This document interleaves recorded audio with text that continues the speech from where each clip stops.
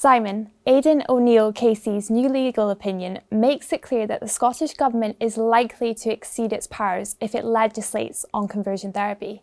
Can you unpack that for us? Yeah, so we've got a 67-page legal opinion from Aidan O'Neill, who is one of the best KCs in the UK, especially in the field of human rights. People might remember that Aidan O'Neill led for us on our successful legal action against the Scottish Government on the named person scheme. And he was also instructed by For Women Scot campaign group on their successful legal action against the Scottish Government. So he knows what he's talking about. And we asked him whether the proposals that the Scottish Government was being presented with on conversion therapy were whether the Scottish Parliament actually had the power to do all of those terrible things that the expert advisory group is recommending that the Scottish Government do. And his reply is a resounding no. He's very clear. I mean, he uses some pretty strong language, really, for a King's Counsel. He says that the proposals that the Scottish Government's expert group recommended are illiberal.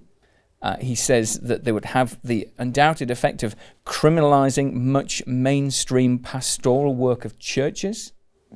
And he says that prayers and sermons could be criminalised. He talks about the impact on gender-critical feminists and their work and their beliefs. So it's a very strong opinion. And what he makes clear is it would be outside the power of the Scottish Parliament to do these things.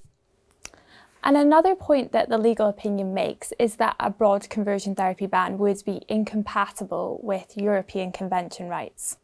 Yes, that's right. So he adopts the argument of Jason Coppell, KC, who's the other King's Counsel that we've instructed on this a year or so ago. Jason Coppell argues very compellingly that a conversion therapy ban which cuts across the ordinary innocent work of churches and parents would be in breach of human rights.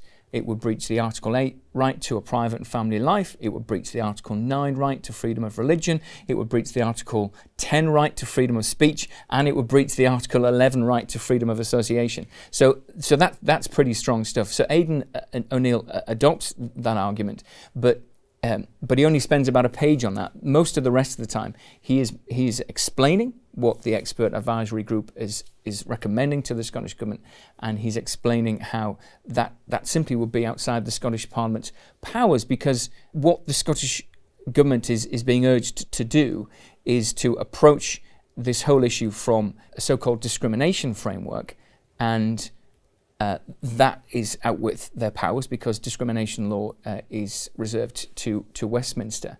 And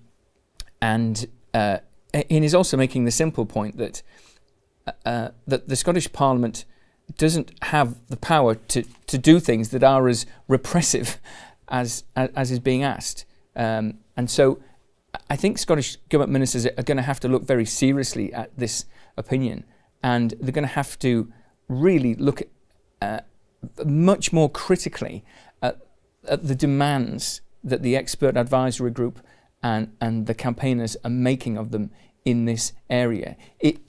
Our view is that there isn't a need for a conversion therapy ban. We haven't yet seen any evidence that there's any gap in the law. But if there is, it's surely possible to legislate for that gap in the law without trampling on human rights and without bringing in all these repressive consequences. But that's what the Scottish Government and its advisors don't yet seem to have got their heads around.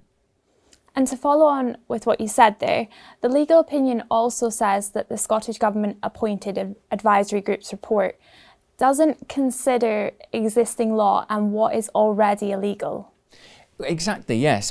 That's where Aidan O'Neill starts in his opinion, by saying that they failed to discuss. It's this point about there being a gap in the law. Is there a gap in the law at all? Or is it the case that gay and trans people, along with everybody else, are protected from physical abuse and verbal abuse by the existing law?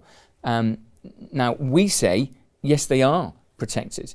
And again, the fact that the expert advisory group, it doesn't even attempt to go through the existing law and to compare it with the sort of scenarios that it's worried about and say, would this scenario, could it be caught by existing law? They don't do that.